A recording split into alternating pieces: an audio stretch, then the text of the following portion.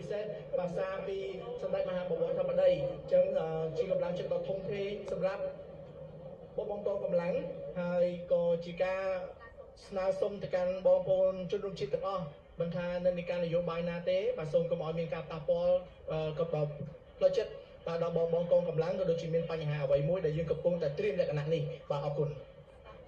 ជាបន្តទៅនេះយើងក៏នឹងផ្លាស់ប្ដូរបរិយាកាសបាទមុននឹងឈានដល់កម្មវិធីដ៏ពិសេសរបស់យើងនឹងឈានចូលមកដល់ដោយសារតែពេលថ្មីនេះនៅពេលដែលយើងបានបង្ហាញអំពីកម្លាំងសាមគ្គីក្នុងនាមជាមហាគ្រួសារខ្មែរក៏ដូចជាកម្លាំងចិត្តទៅដល់បងកងទ័ពបាទយើងមានបទចម្រៀងមួយបទដែលធ្វើថ្មីភ្លាមបាទក្តៅដែរចាហើយជាបងប្អូនក៏បានដឹងហើយនៅក្នុងបណ្ដាញសង្គមចាជាពិសេសមិនជាអ្វីរបស់យើងបាទជាពិសេសអ្នកដែលគ្រប់គ្រងបើបទចម្រៀងរបស់គាត់ណាបាទបទចម្រៀងនេះមានចំណងជើងថាមិត្តរួមអាវុធបាទរាជការបោះស្រាយលើលោកអាឡាជីរួមជាមួយនឹងលោកហារួមរីកដូចតទៅចាដូច្នេះសូមសម្រាប់បានខ្លាំងៗទាំងអស់គ្នាជ័យយោព្រះរាជាណាចក្រកម្ពុជា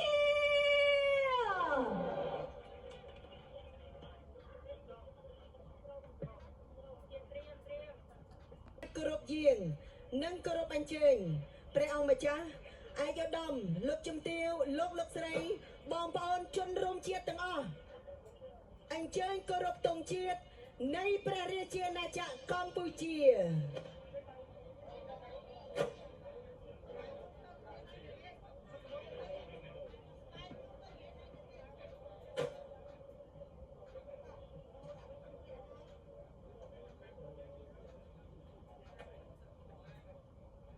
គោរពទង់ជាតិគោរពសូមពួរទេវតាព្រះសម្មាក្សត្រយើងឲ្យបានរងរឿងដោយជ័យមង្គលស្រីសួស្តីយើងខ្ញុំព្រះអង្គសូមជ្រកក្រោមលុបព្រះបាទរមីនៃព្រះរោបដីវង្សក្សត្រដែលសាងប្រាសាទថ្មគ្រប់គ្រងដែនខ្មែរបុរាណកាលជាណាចក្រកម្ពុជាព្រះរាជាណាចក្រកម្ពុជាជាប្រទេសដែលមានប្រវត្តិសាស្ត្រដ៏យូរអង្វែងរីកចម្រើននិងមានវប្បធម៌អរិយធម៌រុងរឿងរឹងមាំនិងអស្ចារ្យពេលនេះវេលានេះជាពេលវេលាដែលយើងត្រូវរួមគ្នា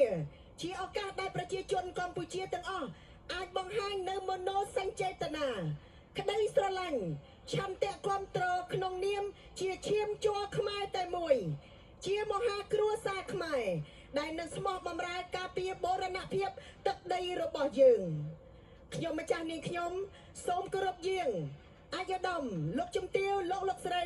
បងប្អូនជនរួមជាតិទាំងអស់រួមគ្នាច្រៀងបទពងសាវតាខ្មែរ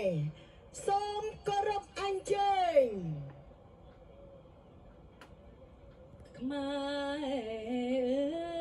រចូលចាំជាងថាតាមសាវតាជីនខានប្រាភ្លុំតែទាំងដីខ្មែរធំទូលំទូលាយសោកសាយរុងរឿងគេ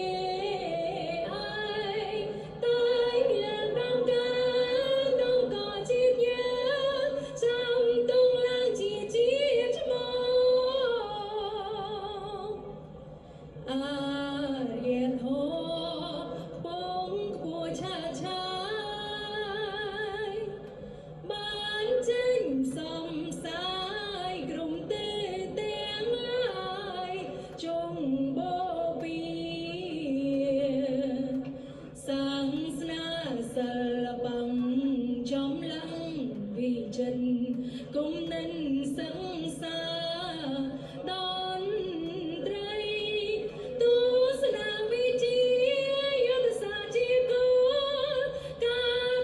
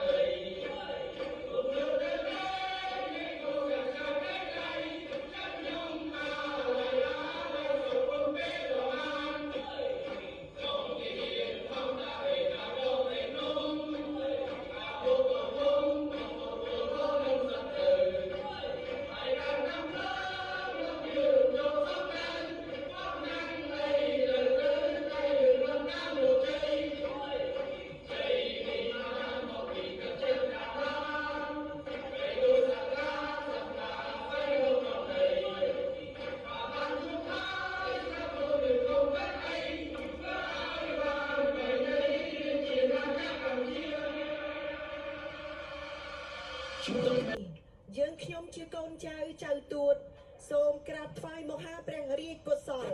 ថ្វាយចំពោះព្រះបរមវិញ្ញាណក្ខន្ធព្រះករុណាព្រះបាទសម្ដេចព្រះនរោត្តមសីហនុព្រះមហាវីរក្សត្រព្រះវររាជបិតាឯករាជ្យបូរណភាពទឹកដីនិងឯកភាពជាតិខ្មែរព្រះបរមរតនកោដ្ឋកូនចៅទូតព្រះអង្គទាំងអស់សូមសម្ដែងថ្វាយនៅកតញ្ញូតាធម៌ដ៏ជ្រាលជ្រៅបំផុតនិងចងចាំជានិច្ចចំពោះព្រះរាជសកម្មភាពប្រកបដោយព្រះពលិកម្មខ្ពស់ច្រើនឥតគណនាក្នុងឧត្តមប្រយោជន៍ជាតិក៏ដូចជូនចំពោះសុខសន្តិភាពនៃប្រជានុរាស្ត្រហើយត្រូវបានចារទុកក្នុងប្រវត្តិសាស្ត្ររបស់ប្រទេសកម្ពុជាក្នុងសមានស្មារតីយូរអង្វែងនៃប្រជារាស្ត្រខ្មែរគ្រប់ជំនាន់នាពេលនេះខ្ញុំម្ចាស់នាងខ្ញុំសូមគោរពយាងនិងអញ្ជើញព្រះអង្គម្ចាស់ឯកឧត្តមលោកជំទាវលោកស្រីអ្នកនាងកញ្ញាបងប្អូនជនរួមជាតិសូមរួមអរិយាប័ត្រស្មឹងស្មាតគោរពព្រះបរមរាជវិញ្ញាណក្ខន្ធព្រះបរមរតនកោដ្ឋសូមសម្រួម